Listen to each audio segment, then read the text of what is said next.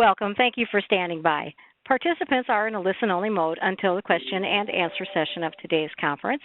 At that time, you may press star then one on your touch-tone phone to ask a question over the phone lines.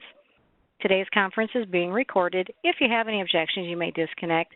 And I would like to turn the conference over to your host, Ms. Karen Francis, and thank you, ma'am. You may begin. All right. Well, thanks, operator, and good afternoon, everyone, and welcome to our webinar this afternoon. This is our third and our final webinar for the 2018 Rural Behavioral Health Webinar Series.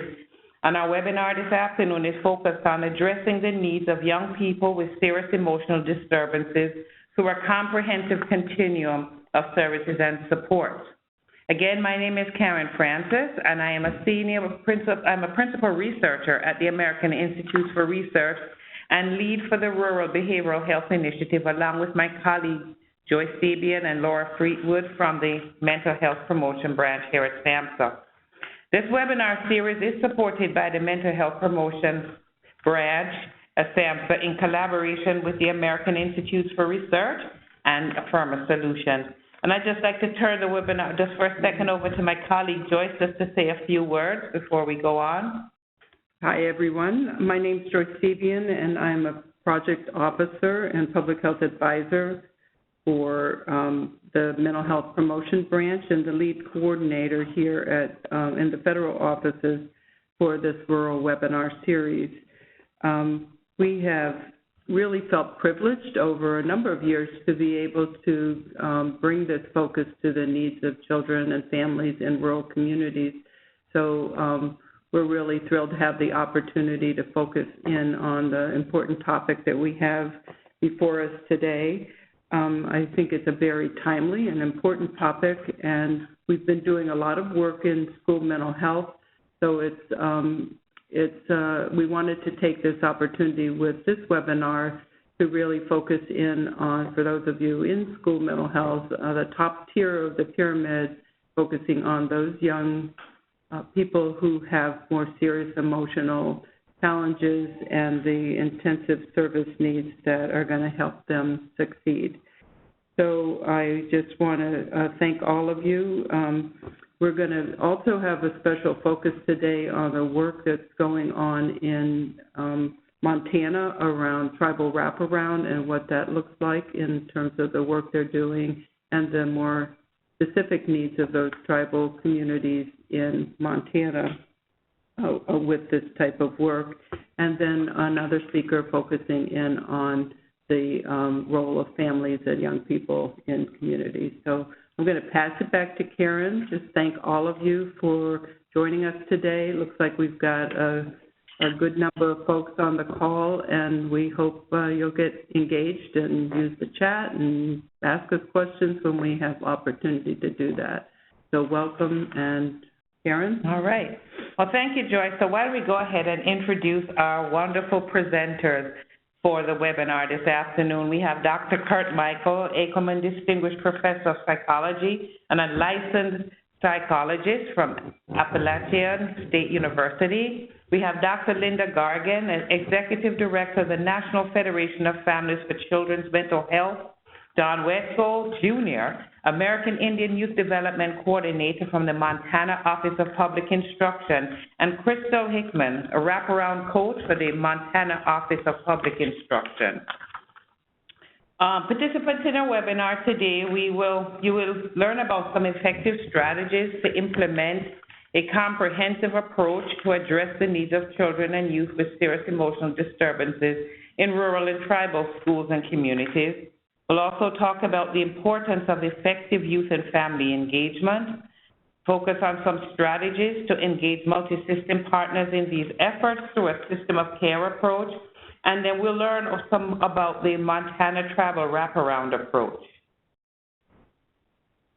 As is always the case with these webinars, we will invite you to ask questions of our presenters towards the end of the presentation today. You can ask questions of our presenters by simply typing your question into the participant chat box that is located in the right-hand side of your computer screen. And we will make every effort and really try to ensure that we're able to respond to all of the questions that are posed today if our time permits.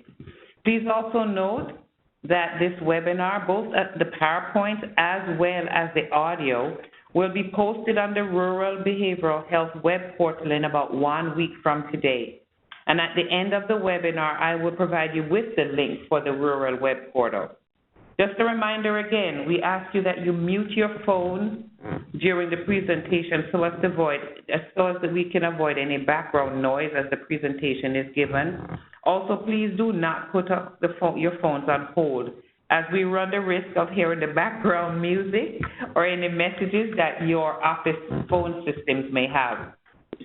So without any further delay, I'd like us to move towards our first polling question. We use these polling questions as a way for us to gather some information about, our participants and where you're joining us from. So our first polling question I'd like to ask you to respond to: in what region of the U.S. is your community located? You just take a few minutes to identify what region you are, and then we can tally up the responses.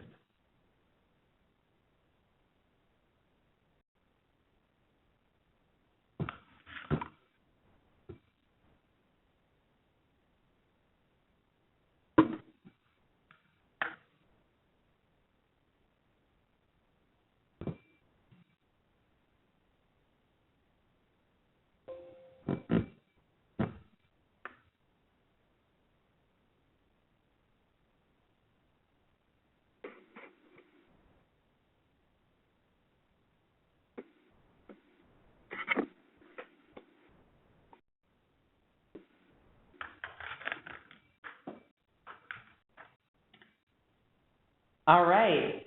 So it looks like many of you are joining us today from the Midwest as well as the South and Southeast. Few from the Mid-Atlantic and Northeast, and then we have a few of our colleagues calling in from the Northwest and Mountain States, and then a couple calling in from the Southwest. So thank you so much. Again, thanks for joining us.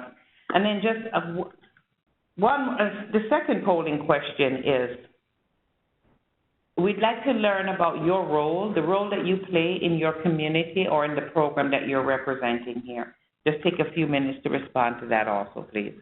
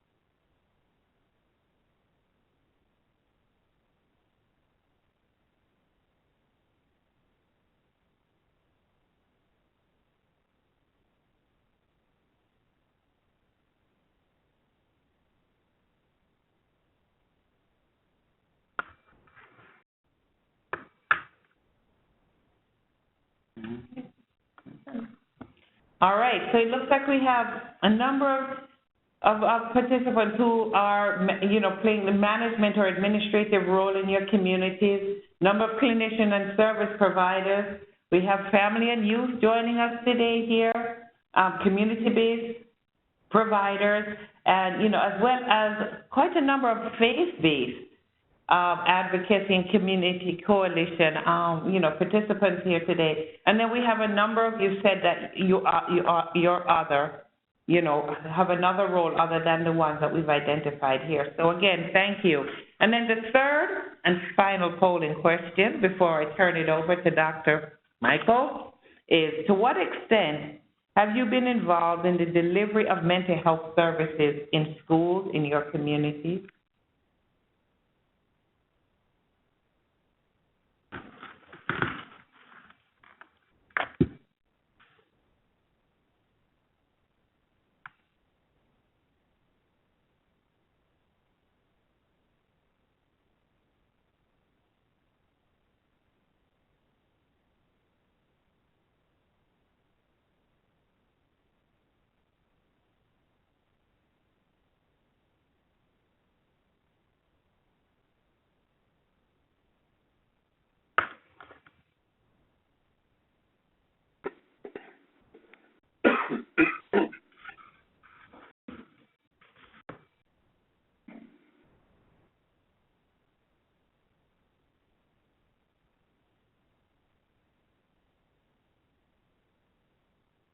All right, so thank you. So many of you have said that you're very involved in the delivery of mental health services in schools. We have some of you saying that you're not, somewhat involved, and then there are also some that say that you are not at all involved or have no answers. So with that in mind, I think this will be a good time to turn over the presentation so that we can talk a bit about addressing the needs of children and youth in rural communities. And I'll turn it over to Dr. Michael. Thank you.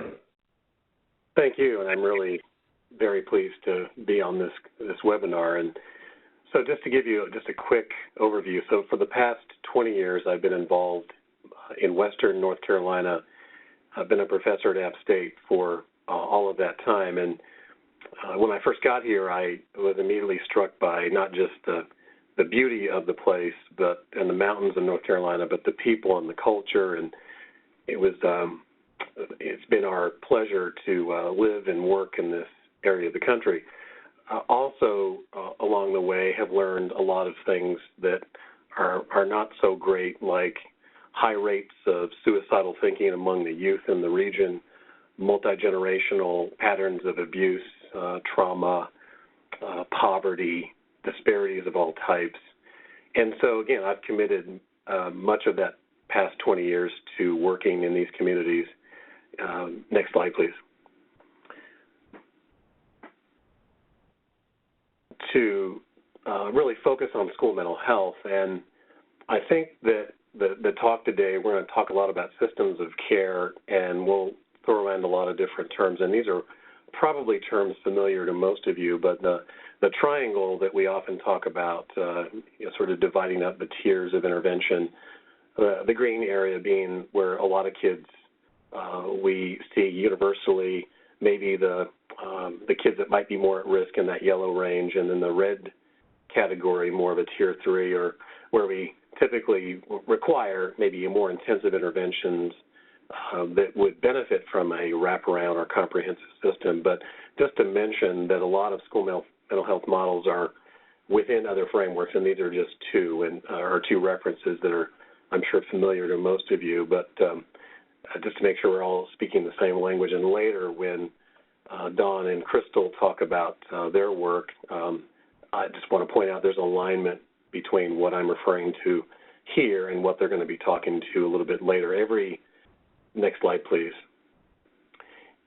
We find that every state has some of their own fashioned model for either PBIS or multi-tiered systems of support, and we're no different in Western North Carolina, where we basically try to set up services to serve the kids that show up that need service. And one of the things we did first was we established interventions at Tier 3 first, because we felt like if we started the other way around, if we started at Tier 1, we could run ourselves into a problem where we would identify kids without being able to serve them. So we wanted to set up Tier 3 first, just to mention that.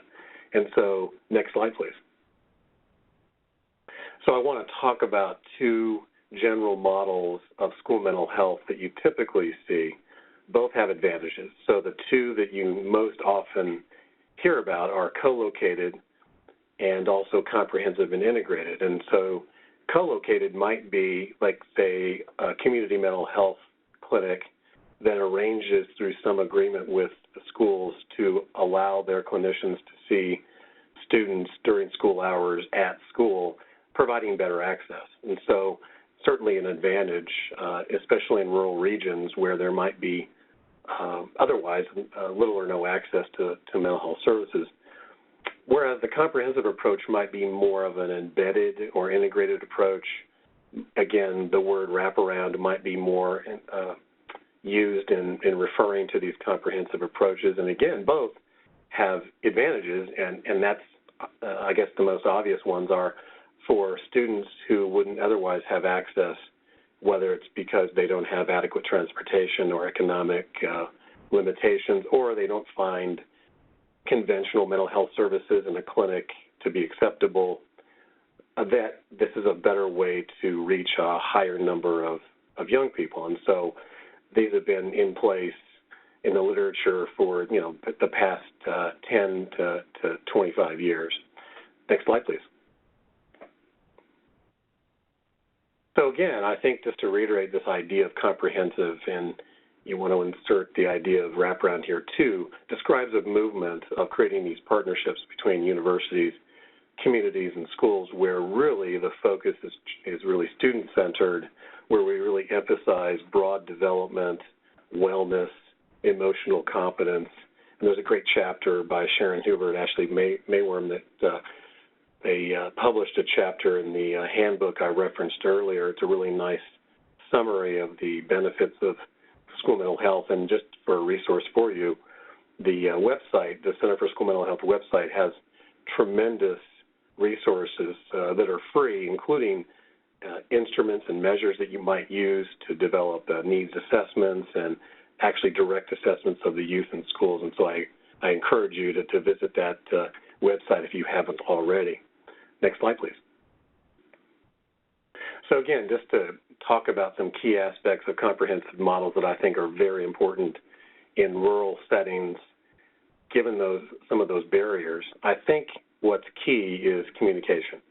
And whether that be formal, and I know a lot of the projects I've been on have gone to the trouble to develop memorandum of agreement with these schools to make sure that people's roles are clearly defined in terms of how information is shared. I think a lot of the concerns, even over the school safety concerns and some of the school violent events that we've seen, there's been concern around the way information is handled or the dots are connected. And so I think one of the suggestions that I would make in working in rural schools is making sure that these agreements are formalized and put into place in advance. And some of the simplest things that sometimes get in the way, even if you have a on-site school health clinic, sometimes you'd be surprised to know that there's no formal mechanism for school staff to communicate with health center staff. And so going to the trouble to go ahead and get legal departments involved and making sure the documentation is fitting for both agencies, I think is a good step to take, and to make sure that those lines of communication are established as much as possible in advance. And that actually sets the tone for, I think, the more day-to-day or useful types of communication processes, like telling teachers that their students are being seen, not necessarily revealing too much protected information, only to the extent to which it helps the child, to provide those updates, to facilitate referrals, I think is a really nice aspect of a comprehensive model, whether we call it wraparound or comprehensive or integrated. And it provides these really important monitoring and observation opportunities in real time. So if I'm working, let's say, with a student who I know to have some bullying issues or some issues around social competence or social functioning, I can go and observe and even have lunch with a student in a school partnership, whereas if I'm doing conventional or simply co-located school mental health, those opportunities are less obvious. Next slide, please. So again, just to emphasize a few of the key aspects of comprehensive models, I think it also lends itself to these more formative and summative evaluation components. So we can kind of keep track of how kids are doing. So if we're ever going to revise a treatment or an intervention that involves multiple people, having a way to know what's happening, what the outcomes are, what we're hoping for, I think really is a feature of comprehensive models that would be an advantage. And the last thing on this slide here is just the value and the reinforcement of promoting, different perspectives, having people who are vested in the community, who know the community, who also might live and work and play in that community, being able to really value, contributions from everyone, and really valuing that systemic conceptualization of what we're there to do to serve these kids. Next slide, please. So some of the core values I think I just want to mention as being important in our work in the Appalachian Mountains in North Carolina. I think what we found both in North Carolina and elsewhere is that we basically commit to checking our egos at the door, and I think this has really been helpful. It helps people become more receptive. So we often do in those early collaborations or the early development process, we do a lot of listening, and we really promote that as much as we can. We always try to remain completely focused on the student and the family, as opposed to maybe what our particular discipline might have to say about something. And that we always remind ourselves, because there's always that risk that we fall victim to jargon and labels, that we really try to, pay special attention to strengths, because I think a lot of times our best way to serve these kids is to know what they're good at and what they value, and all of those strengths can bring that to bear on whatever it is that they're struggling with. And I just said this, but just to reiterate, really avoiding that jargon or those labels. We even had folks in our schools kind of bristle at even referring to things as serious emotional disturbance. So we're very careful to not stigmatize people with these known to be harmful labels, and also knowing that, if something is true at a given day, it may change the very next day. So really, I guess, embracing the notion that, things change, and what's true now may not be true tomorrow, and vice versa. And the last thing on this slide is really to, value database decisions in all of our work. So really kind of backing up what I was suggesting about school mental health programs, really, investing in assessment. So I think that's something I really want to emphasize here. Next slide, please. So I think the reason I'm trying to set the tone here for the work that you'll hear later in a few minutes from Linda, Dawn, and Crystal is that these system-based approaches are absolutely ideal in rural contexts for many reasons, including what I mentioned a little bit before, but it's, again, worth reiterating, that there are so many resource limitations that we've experienced in rural Appalachia over the years, from transportation to access to insurance to even access to qualified providers, that we feel like this is really an ideal portal of entry for a lot of young people. And we really take advantage of not just the beauty of these rural settings, but the interconnectedness that often coincides with these folks in these places. And again, really sharing these ideals and sharing these responsibilities. I think it's often true that schools are a hub in these rural communities, and really taking advantage of that. A lot of our best programming is offered, throughout the week, throughout the day, even into the evening, on the weekends. A lot of our parent programming has to be offered in a place that's typically closer to where the families live, and so we often try to provide childcare and some food, if we can, to really invite them to come in and join us in some of the work that we're trying to do in these schools. So I think it really pays off to bring the work directly into these communities and not expect them to come all the way into, cosmopolitan Boone, North Carolina, which I'm being somewhat facetious when I say that, but it really is important. We've even had, our faith-based communities offering their locations to sponsor events, so it's been quite a privilege to work in this manner. Next slide, please. So again, I think when working with very involved kids, I think it's important that you set up these communication patterns and these comprehensive approaches, because one of the things that falls through the cracks we've noticed quite quickly are kids who are, let's say, suicidal. So we're good at handling the acute events, and then we struggle with follow-up either in the immediate aftermath of the acute crisis, or when they transition back to school, because even if we get that young person a bed, and sometimes it takes us a week, let's say, in a rural hospital to find a bed somewhere downstate in North Carolina, that we might not even get more than 2 or 3 days, maybe a week at best. So we're immediately planning for transition back right when we get them, let's say, a bed. And so I think a lot of times these issues of coordination and follow-up fall through the cracks. And so I think that comprehensive model is a way to protect against some of those gaps in dealing with these highly involved young people. And that's not just their clinical needs, it's also their educational needs.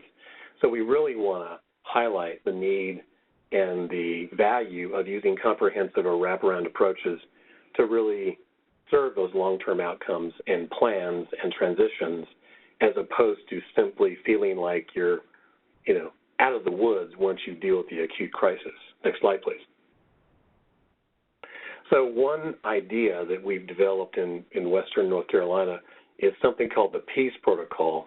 And believe me, it took us a lot of time to come up with that particular acronym, but it stands for Prevention of Escalating Adolescent Crisis Events. It's a school safety paradigm. It's really designed to be non-jargony, and we try to set it up with specific behavioral steps with every assigned risk level that really is repeatable and policy-friendly, that everybody in the building knows what it means. So it really is, it's trying to take some of the guesswork out. Now there are lots of different places in the country that have adopted similar programs. I think, I'm not sure that Dawn and Crystal will mention it, but Montana has experimented with their version of the PEACE Protocol, and they've adapted it even on the reservation, I think, in a way that's suitable and appropriate for those communities, much more so than it would be for Western North Carolina. So I just want to say that this is not proprietary at all. It's really just sort of a system of way to think about something that has to be adapted to the community. So there's just an idea for you. And just next slide, please. Just to give you a sense, we have used this protocol for the past 6 years in Western North Carolina, and we've seen 238 students, most of which were suicidal, some were homicidal, and we've served 339 different events. I'm happy to say, knock on wood, that we have not had a further incident subsequent to the intervention that we used here. So again, I'm not holding my. I hope that that's the outcome that continues, but it's one of those things that we felt like is there's evidence that having this more repeatable, policy-driven, systemic approach, maybe as an example of a comprehensive approach, can be helpful. Next slide, please. So again, just to reiterate, we do have a particular problem in Western North Carolina with death by suicide, and that continues to be a problem. If you've seen the recent CDC estimates, the trend line for the nation continues to go up. So we all remain concerned about this, what appears to be worsening public health crisis. But I think programs like school mental health, especially in rural regions, you might be aware, Fontanella and colleagues from Ohio State published an article in 2015 that shows if you are from a rural community, whether you're male or female, you are twice as likely to die by suicide if you're in a rural setting than if you are in a non-rural or urban setting. So that continues to be a concern of ours in rural school mental health. Next slide, please.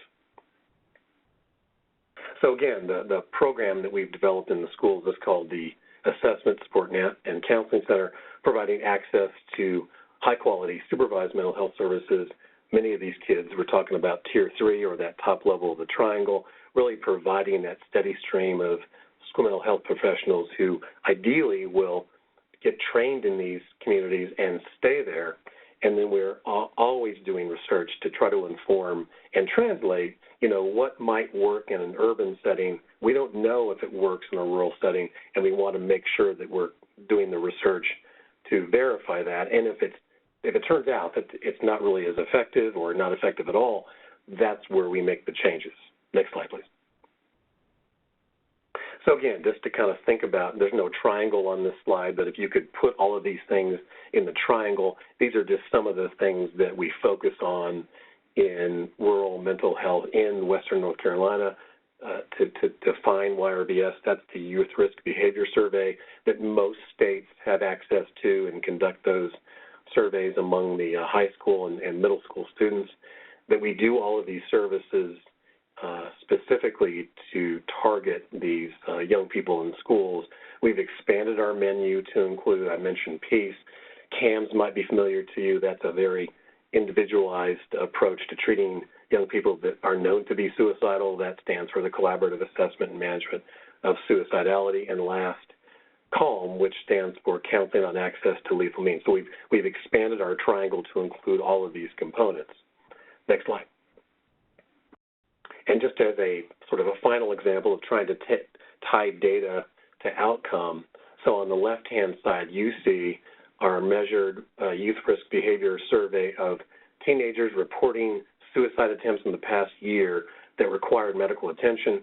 So when we first started measuring this, it was around 4.3%, with the caveat being we're a mostly Caucasian community, about 90% or so.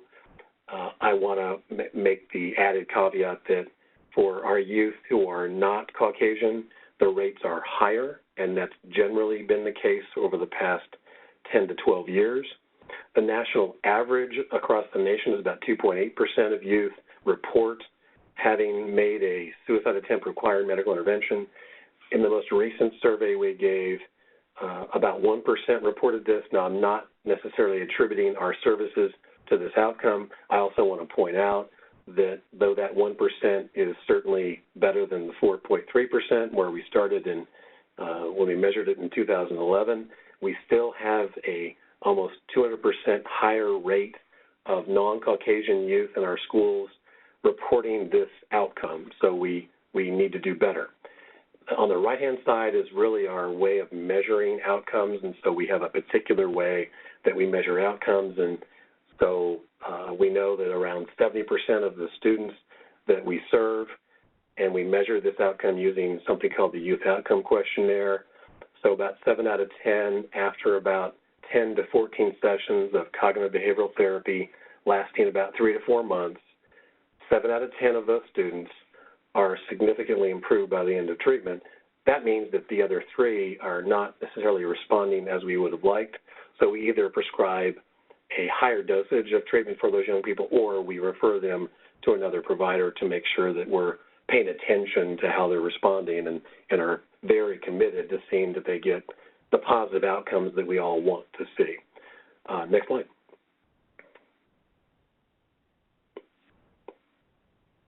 So last, I'm going to say that if you have additional sort of questions, you might refer to this Handbook of Rural School Mental Health.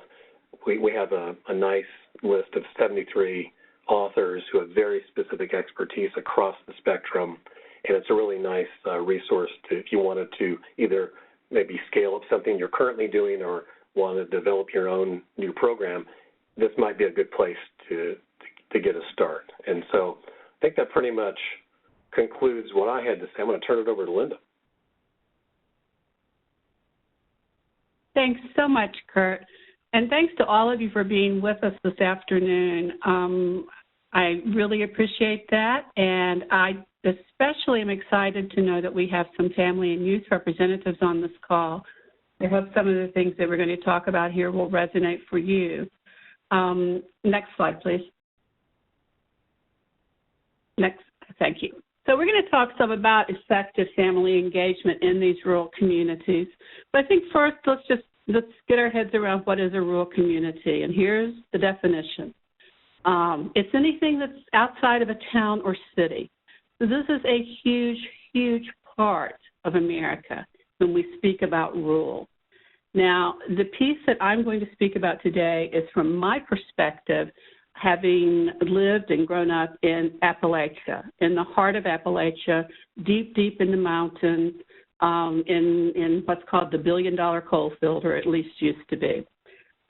Your perspectives from a rural area may be somewhat different than mine, but The only authentic perspective I can share with you is from my particular geographical area. Next slide, please. So our rural communities, let's talk a little bit about what's happened in our rural communities and how we've seen a change in complexion in these communities. We know that our rural communities historically had very multi-generational extended families. People tended to stay in an area. It was very typical, certainly in my community, to have 3 generations of family living either in the same home or within walking distance of one another. These areas are very geographically challenged. There's not a lot of folks coming in from outside of the area because it's just so hard to get there. And typically, rural areas are very faith-based. Our communities that are in these more geographically challenged areas bond together, and they often bond around their faith. They also are very self-reliant. We know that. Because they have to be. The next item speaks to that. Because they are resource challenged, they must be self-reliant. And then finally, for many, many years, our rural communities were fairly insulated from mainstream America. Before we had social media, internet, television, folks in rural communities really did not know a lot about what was going on in what we call mainstream America.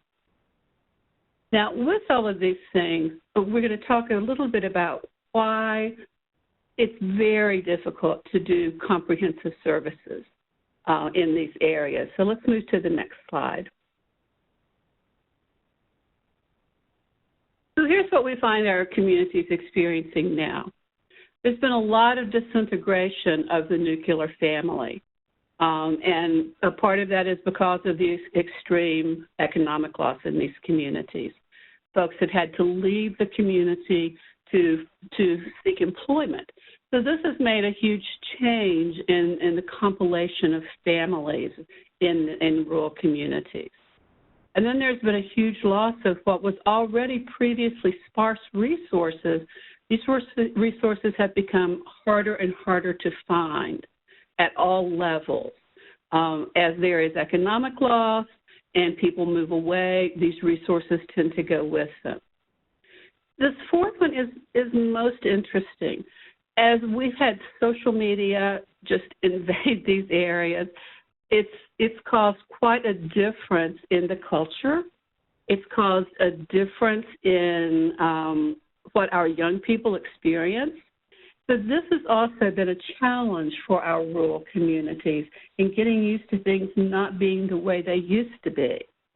Now, with all of these, we also know that in our rural communities, there has been an extreme uptick in the need for social welfare programs because jobs have become less available. There is much more reliance on public programs. And that also is causing some issues in terms of our resources because a lot of those resources are not available in these communities. Next slide, please. So let's think about the community linkages that our rural communities have. As I mentioned earlier, these communities tend to be faith-based. The church is often the heart of that community, and it is very typical for families to have attended the very same church for generations. Now, there is a double-edged sword to this that I want us to think about also.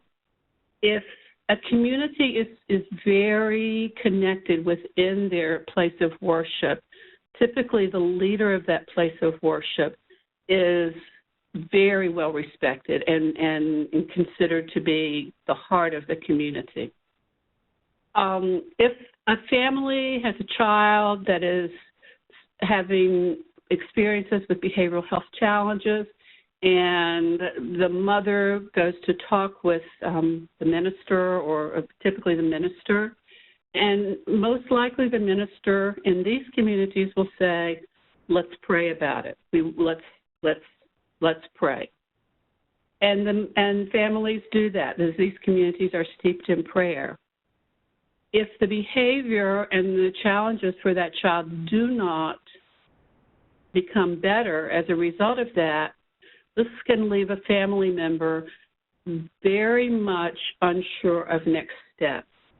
So as we're going into these communities to work, it's important to know that probably the first person the family is talking with is their minister, their preacher, and we want to get to know those people and be able to work with them. Next slide, please. The other place, and Kurt mentioned this, the other place that we see our rural communities gather is in their schools. Schools are open for all kinds of events, Boy Scouts, ballet classes, all kinds of different events will happen within the school because it may be the only public building available.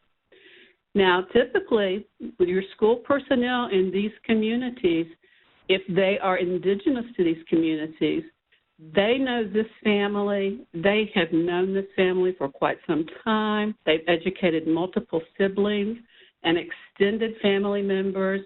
In the schools I attended, my mother and father had both attended those schools. Every member of my family had attended those schools. And the unintended consequence there is, without meaning to do so, school personnel often will compare one child to another. On multiple occasions, I had teachers say to me, "Oh, I had your mother in class. She was such a good student." Or, "Oh, I had your father in class. We were really happy he got through high school." And with siblings, this can become even more of a burden. So as we are working with our schools, it's important to know that they do play a major role and that the personnel of these schools are probably well acquainted with our families. The next slide. So here's the challenge with both of those. If you are living in these communities and you have a child who has a crisis, an acute incident, those things are going to be known throughout the community. The communities are so small that typically everyone knows what's going on very quickly. And the responses are amazingly important. Because the communities are so interconnected, because this child is a part of this extended family of the community, the responses of the church and the school are both going to be extremely important. And as we are working in these situations, it's important to connect with the church and the school when there is an incident of any type. Next slide, please. Next slide. Okay, so let's just talk just a minute about the family perspective with all of the things we're looking at. Living in, and again, my perspective is from Appalachia. Living in Appalachia, there's several things, and Kurt mentioned some of these, but I want to reiterate them from a family member's perspective. As we look at the triangle, you could see the different levels of intervention that we talk about and care. The problem in these communities, the very challenging issue, is that there are rarely services for that primary level. So in thinking about services for secondary and tertiary level kids, it's really overwhelming. Typically, if a child is experiencing a crisis at the tertiary level, that child is going to have to be placed miles and miles and miles away from their family. If we can find a placement, it's going to be far away from their family, which, as we know, is typically the worst thing that can happen because the child and family need to bond around this and to bond around getting help and treatment and recovering from this. But unfortunately, these services typically are very far out of the community, and they are typically in communities that are less similar than the community that this child is coming from. So we have a child who's being moved to another section of probably the state but the culture may be very different, which certainly can impede or impact the recovery for that child. Another issue that we know is true is that we have evidence-based practices that are proving to be incredibly helpful in many communities. However, most of those evidence-based practices have not been tested in the communities that I'm speaking of. If we're going to try to use these practices and try to acclimate them into the culture of these communities, it's very important to realize that there are going to be differences. There's also issues, Kurt talked a lot about suicide, and as there is an uptick in suicide attempts in our rural communities, it's not just with our children. We're also seeing those same issues with our families, with our adults. So we're seeing our children impacted by losing their families through completed suicide. And we need our schools to be very, very mindful and be able to wrap their arms around those children and the family should that occur. We also know that our rural communities are experiencing extraordinary crises with both alcoholism and opioid use. And these children are often going home to situations where this is very prevalent, which many times leaves the child as the caregiver for the family. And for a child who's experiencing behavioral health challenges, this can be particularly difficult. Next slide, please. So let's think just a little bit about how we do address the cultural characteristics of a rural family or a rural community. We talk a lot about cultural competence, cultural respect. Typically when we speak about that, we're thinking more in terms of communities of color, varying ethnicities, but it's very, very important that we realize our rural communities have extraordinary cultures and that their cultural characteristics must be taken into account. Now, this is very important because these communities typically do not have their own professionals, so folks tend to come in there. Clinicians come in, doctors come in. Often even their teachers are coming in through Teach for America or other programs. So for these professionals who are coming into these communities, the culture may be very unfamiliar, and it does take some time to acclimate and to develop trusting relationships. In these very interconnected communities, we find that it takes a little more time to develop a trusting relationship. Now, if you are a professional coming into these communities, as I've talked to therapists and doctors as they've come in, they often feel very, very isolated because they need to embed in this new culture and they need help in the navigation of that. I've had professionals say to me, you know, they were very surprised when school let out for the opening day of hunting season, and that is just a part of the community.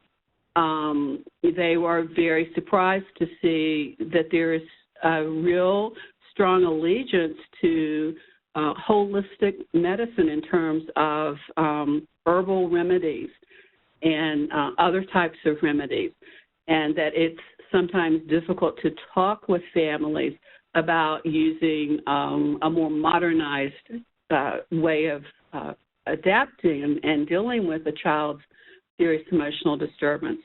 And families are just completely unfamiliar with these types of attempts. So it is important that we have a path to ensure our professionals are successful as they come into these communities. And we're going to talk a little bit about this. How do we facilitate a successful transition? Next slide, please. So here's a strategy that has helped resolve this in many rural communities.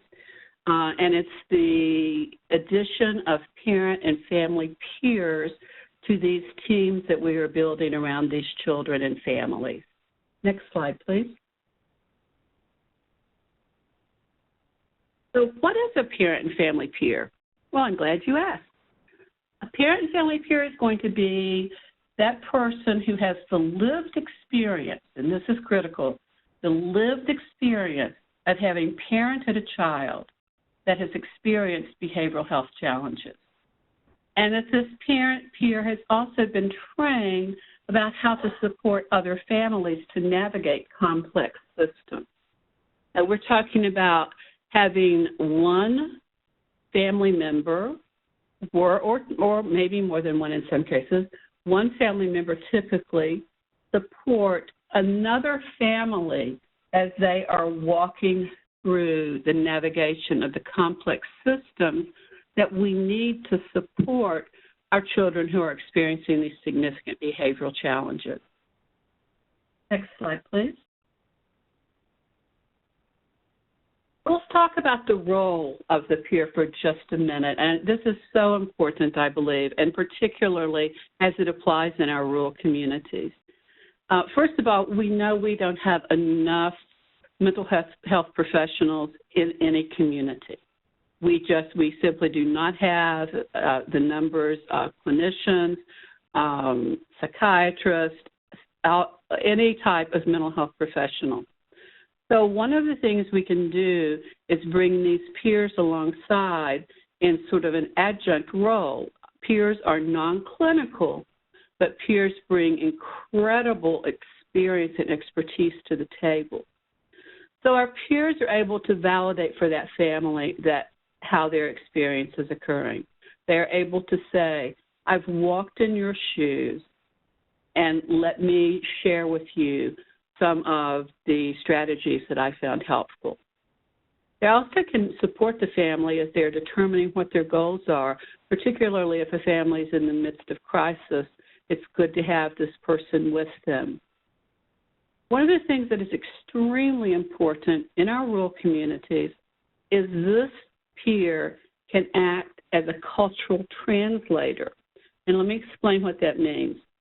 Because our rural communities have very sparse resources for mental health, the folks who come in are typically going to be folks from outside of the community. This peer, who has already had interaction with these clinicians, can help the family to understand the jargon. And Kurt mentioned that. We try not to use jargon, but there's still going to be some. The peers can help the family understand this jargon. They can help to develop that trust. If a peer can say, I've worked with this psychiatrist, and this psychiatrist is really invested in the best outcomes for our children in our community. That helps greatly as our families are moving into this new normal way of living.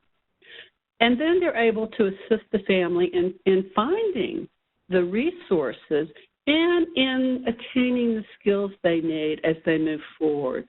Because once the crisis is over, life goes on, and the peer is still there.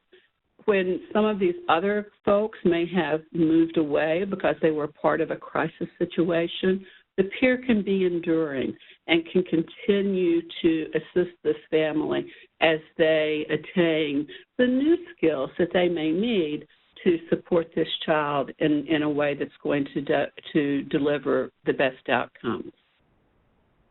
Next slide, please.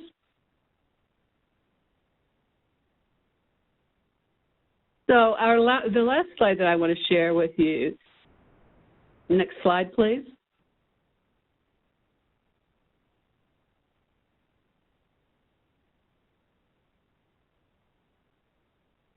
Okay. So why are these peers effective? And we're asked this many, many times. Families trust families. If you are a mother and you have children, you trust other moms. If you are a father, you trust other fathers. Families tend to trust families first, particularly families who've had their same experiences.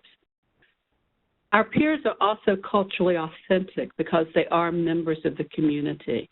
It's not a matter of saying you're not from here. It's a matter of of knowing that you are a part of this community and you do understand the life of the community. And then our peers have successfully navigated our child service systems. So our peers are excellent in being able to say, I've been there, I understand the challenges, and I know some resources. Let's work together. Let's travel this road together. And with that, I will turn it over to Don. Thank you. That was excellent. So my name is Donnie Wetzel Jr. I am from the Blackfeet Nation up in Montana, the reservations up here. And I'm just going to continue on what Linda was talking about and kind of share how we are using some of the comprehensive PBIS strategies and frameworks to incorporate our place-based knowledge into our school systems. So go ahead and go to the next slide.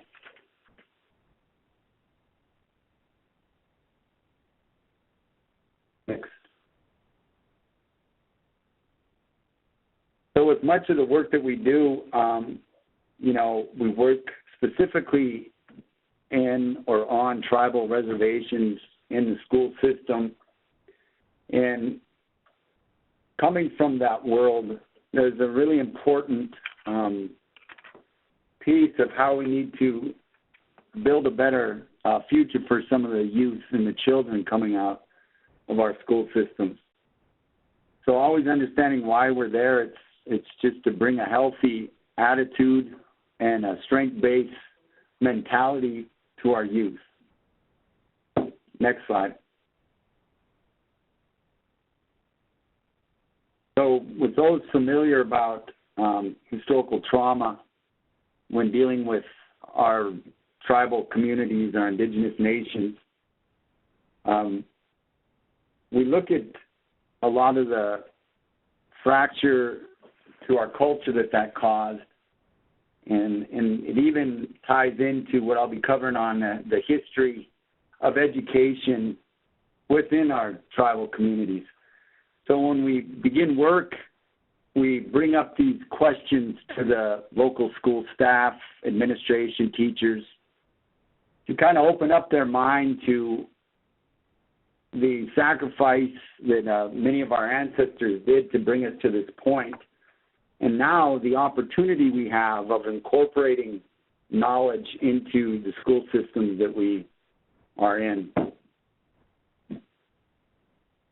So looking at what would our tribal ancestors say? What kind of experiences would they want? And we really focus on identity and the feel of the school climate of the school when you walk in. And then looking towards the future, because within a lot of our tribal philosophies, there's a 7th-generation understanding that what we do today will impact those generations ahead.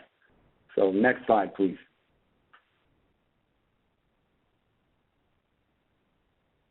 With a lot of the work, I think Linda hit on it, many best practices haven't fit very well in our tribal communities, our tribal school systems.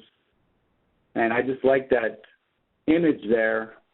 You have a school there that's, 4 walls and a roof that kind of teaches a westernized educational methodologies. And we're looking at more ways, how do we incorporate the local knowledge in addressing the lack of resources in our communities when it comes to mental health and various other services. We look at what do our communities have, and with much of that, they have strong people and practices that are healthy and available. So next slide.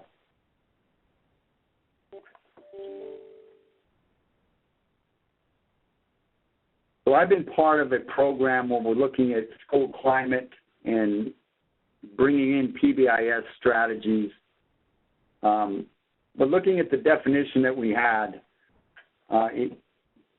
we convened an elders committee to talk about what are some ways that we can get our students ready to learn. There's a lot of trauma on our reservations. There's a lot of issues that students are dealing with in school and out of school.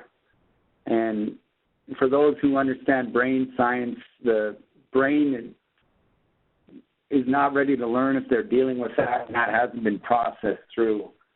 So we started to discuss how can we incorporate that local knowledge and the place-based understandings into the school system. Go ahead, next slide.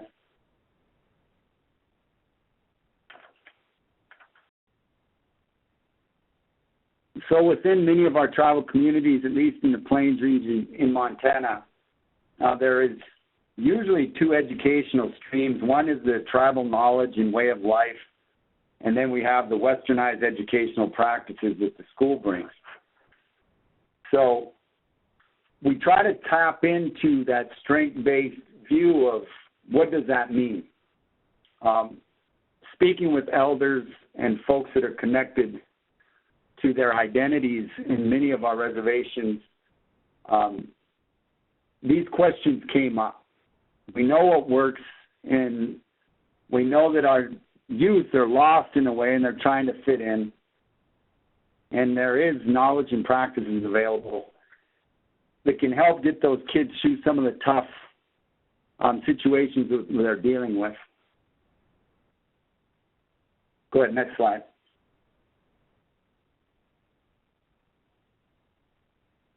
So we looked at using some of the Tier 1 strategies in school climate to talk about our value systems and our knowledge. And within many of our tribes, there's value systems. And with each word you see on that slide, there's usually a story that talks about how you learn about honesty, how you learn about truth, courage, respect.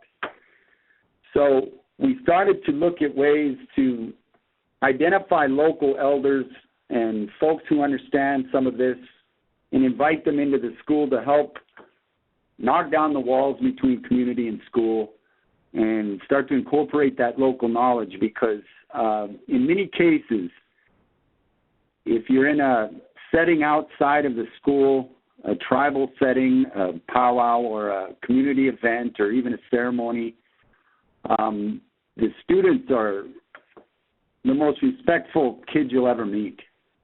And they understand, they'll be bringing food to folks. They listen. So we started to talk about how do we bring that type of direction into our school systems, because once you walk into the school, some of those students are bouncing off the walls.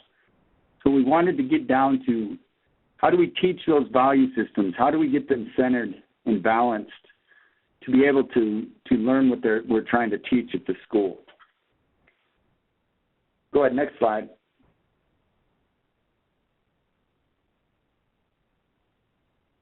So looking at that, we developed a tier system and started to offer some of these practices.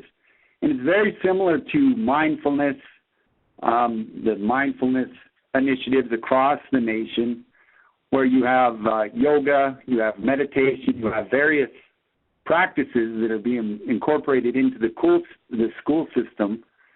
And some of those are, Asian-based philosophies, and so started to ask the question, why can't we incorporate some of our strategies?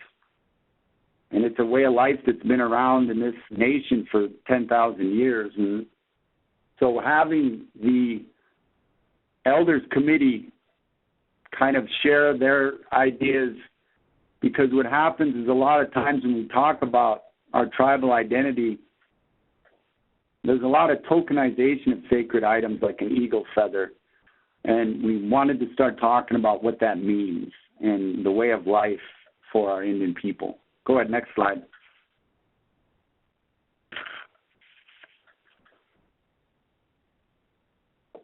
So these are some of the practices that we keep very general, because as you all know, within many of our tribal nations in our country, our American Indian tribes, they're very unique. They have their own languages, their own culture, their own practices.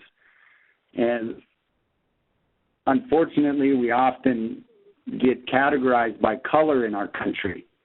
And I think it's caused some issues, and so we always remember the uniqueness of everybody, but we can all come together.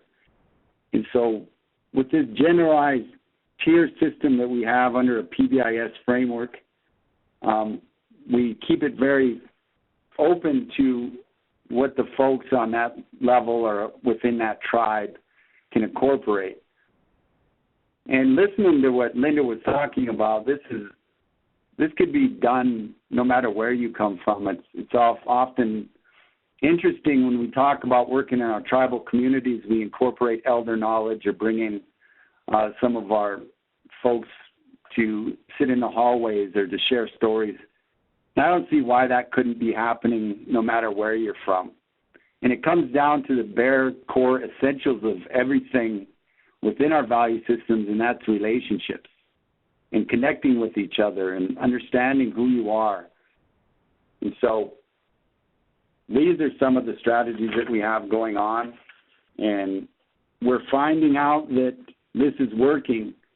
You know, kids are starting to reconnect to who they are, and they're actually helping their parents, because with that loss of culture from the boarding school era, this has offered an opportunity to reconnect families to some of these strength-based ideals of our tribal philosophies and systems. So now Crystal is going to get a little bit deeper on some of our tier 3 work with wraparound. So go ahead, Crystal. Thank you, Donnie. And thank you all for allowing me to be here and to share with you today a little bit about the work that we're doing in our Montana tribal communities. My role within the OPI Tribal Wraparound Project is I'm the wraparound coach in 8 of our schools on 5 reservations. And really my major responsibilities are to train, credential, and then to provide ongoing mentoring to staff, and also to maintain the fidelity of services at each of our sites. So wraparound in Indian country, what I have up on the screen is, pardon me one moment, is a quote from my coach's coach, John Eagle. And it really gets to the heart of why wraparound works in our tribal communities.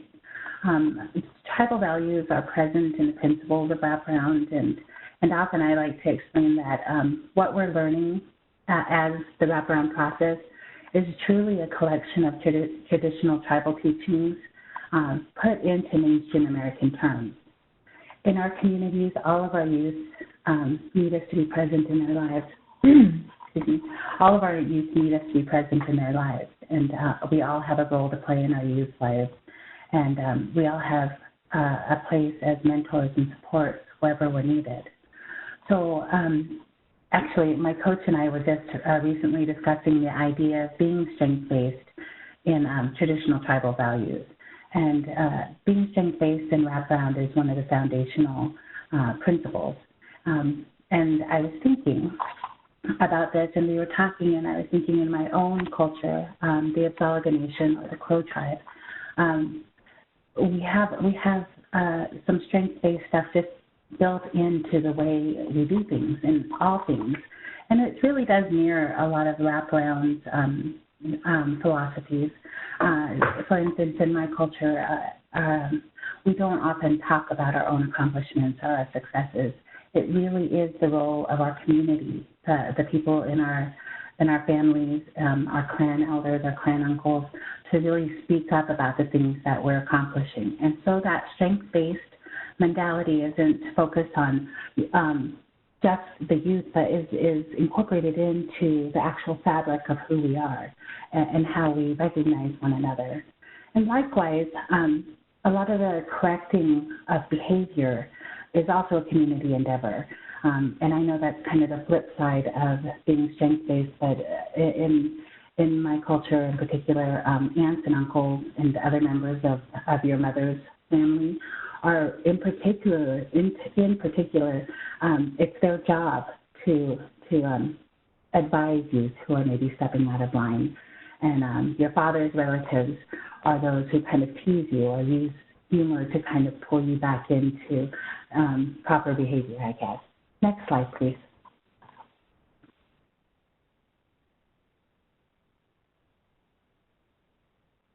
Next slide. Okay, so here it's important to remember that the way that we use wraparound, and indeed the way it's used across the country, is that this is a process and not a program. And this is really important for working in our tribal communities because we're really fatigued by programs and services. Our communities watch programs and services come and go. By framing WRAP in this way, as a teaching, as a way of doing things, we can give it to the families. And when they own that process, when they own this teaching, it becomes something that they use for what's important to them.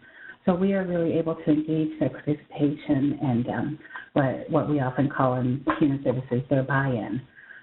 Where a program might be seen as asking people to come to a standard agenda, wraparound really takes the process of setting goals, making plans, and engaging helpers into a youth and family's own unique experience, their culture, their practices, the way they do things.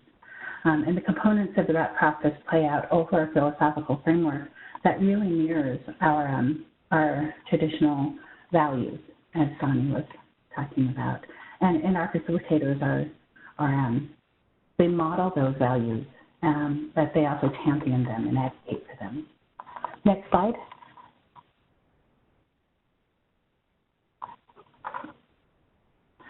In this slide is really a particular favorite of mine whenever we use it because it helps us to teach and to visualize cultural standpoints in the form of a continuum. It also helps us orient our families, supports, and their providers to the unique culture of the youth involved in the wraparound process. We can name this graph in many ways, and I think probably one of the more common ways of understanding this particular slide would be to say individualistic cultures versus collectivist cultures. But in our project, we use these terms Western and tribal, because it really is our standpoint. So if you were to go through this, I would really encourage you to think about where you might fall on these continuums. In the tribal, our tribal mindsets, we really are focused on things from the inside out, where services have typically been delivered outside of our tribal communities from an outside-in perspective. In our tribal communities, we really think about those generational relationships, and our grandmothers went to school with our grandmothers and grandfathers, and so we really have that longer view. In the Western mindset, we might think of fidelity as paperwork, and of course we do also think of fidelity as paperwork, but we also move a little bit more into the tribal mindset end of the continuum and really focus on the fidelity of relationships, because like our grandparents going to school together, those relationships are generational. We know one another at a very deep family level. In Western mindset, we often see services delivered as a temporary relationship. Somebody comes into your life and they help you through a particular crisis or a particular situation, and then they move away out of your life. And so that relationship is temporary. Not that it's less valid or less important, but in the tribal mindset, we really do take that lifelong relationship view. And in our program, we hire people from our communities and train them and credential them. So not only are we maintaining that ability to have lifelong relationships, but also, bringing this knowledge into our communities in a lasting way. And then in the Western mindset, service delivery has often been based on individuals and in the tribal mindset, we really do come from a place of community. I'm hesitant to say this, but in our one of our things in my particular family is that our children, they don't stop at their own skin. So our children really are.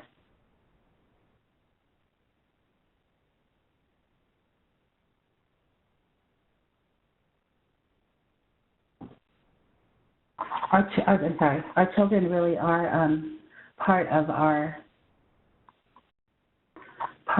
whole community. I'm sorry, am I still on the line? Yes, you are. Yes. We do have audio. Okay. I'm so sorry about that. Thank you. And then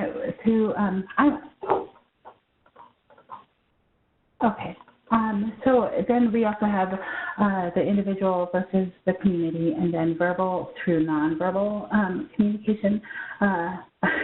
Our people are very nonverbal. I think that's probably true in a lot of communities, and in Native American communities, we often have a real emphasis on what is not said, and so moving into that kind of awareness as we are doing wraparound is really important. And then this last one I think is very important in our schools, because our schools have that Western mindset of achievement as being at the top of something, above somebody. And in our tribal mindsets, really, it's not a competition, but more about identifying what your place is, identifying what you're good at. Okay. Next slide, thank you. So the process of wraparound defined, there are a couple of parts that are here that are important. And keeping all this in mind, this is the national standard definition. And when we talk about wraparound in our particular OPI tribal wraparound program, fidelity is really important to us because we want to really make sure that we're hitting all these parts. So intensive, in our projects, we work with 8 to 10 youth. One facilitator works with 8 to 10 youth who fall into that Tier 3 category, and that's so that we can spend time learning about them in the context of their own family groups, in their own interests, their family traditions, their practices, and their ways of thinking about the world. The process is individualized. Because this process exists the way it does, that it's not a program, the components are impossible to replicate from one youth and family to the next. We utilize a social history mechanism called the discovery, or the strengths, needs, and cultural discovery, and it really gathers the family's strengths, needs, and culture from their perspective into a document. And this process is facilitated by our staff, but it is really and truly written in the family's own words. So it is their story. And then the unique inputs. Again, this document that informs the process is really about the youth, how the youth has identified his or her own needs, and how the plan is developed with their particular supports, whatever those look like, to accomplish the goals that they set to meet those needs. And then just overall, the perspective is that these documents belong to the youth. This process belongs to the youth and family, and that the whole process is constantly owned by them. Next slide, please.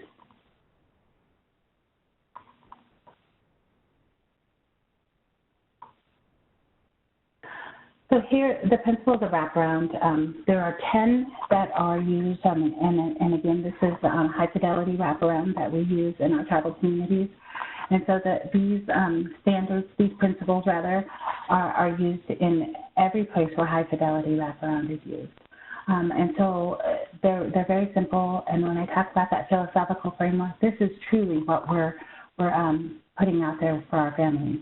Our facilitators and my role as a coach and all those who work in our program, our process, really do try to live, model, and champion these principles.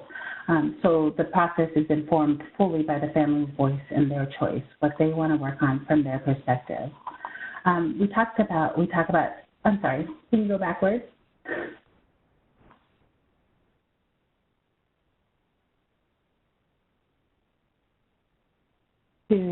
I believe,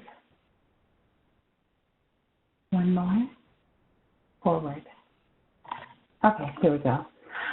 Team-based, one of the non-negotiables in the wraparound process is that a team is built around the youth who is identified, and that team is comprised of both natural supports and professional services.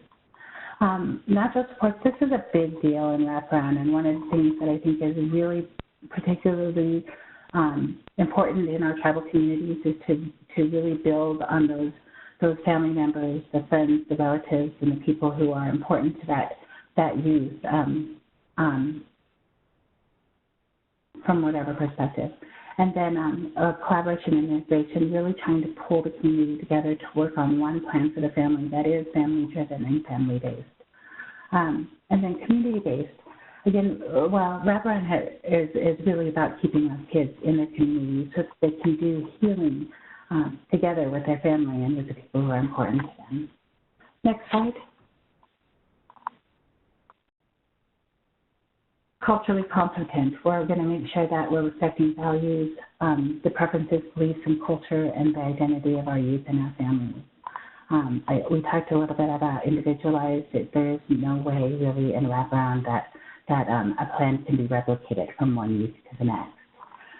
We also talked about strength-based and why this is really important to our youth. I think it's important to all people everywhere, but particularly for the youth in our processes, in our schools, who have come from so much trauma, not just their own trauma, but historical trauma and family trauma, to shift the perspective into what is right rather than what is wrong.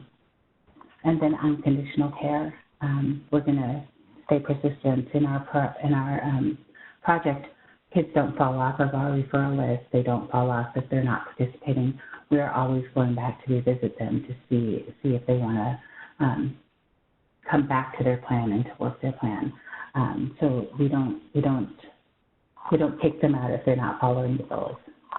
And then finally, outcome-based and cost-responsible. And this is really a systems thing. And when we're training our facilitators, I try to tell them this is really about being able to communicate at any time where our success is. And if we're really advocating or living and modeling that strength-based perspective, this is something that's very easy to do. And to be able to celebrate those indicators of success with our families gets us more success, almost always.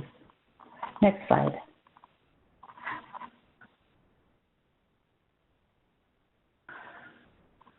So when we pull all of these things together, strengths, what we do our best work when we know what we're good at, knowing that regardless, our youth and families know best what they need, and culture, because so many interventions fail in other programs that have worked with these Tier 3 youth because they are unable to see the practices and norms of the family and the youth.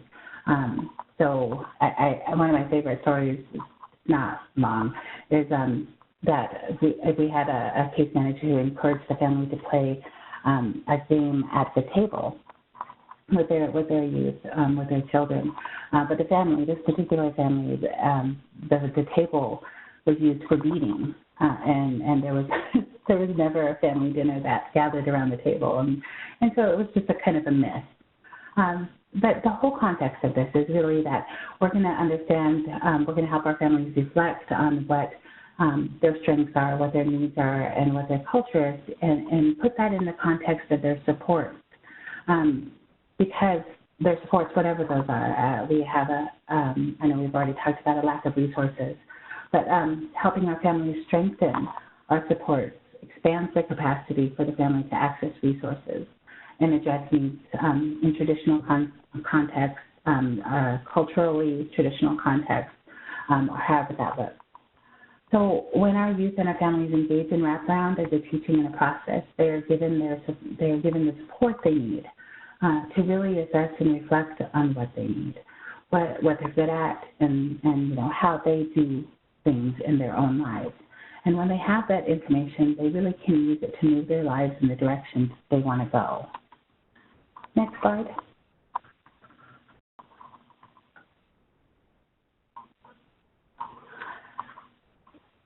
the end, we are the solution. And whatever community that you're in, however small or large that community is we really have our own solutions. We know who we are. We know best what we need.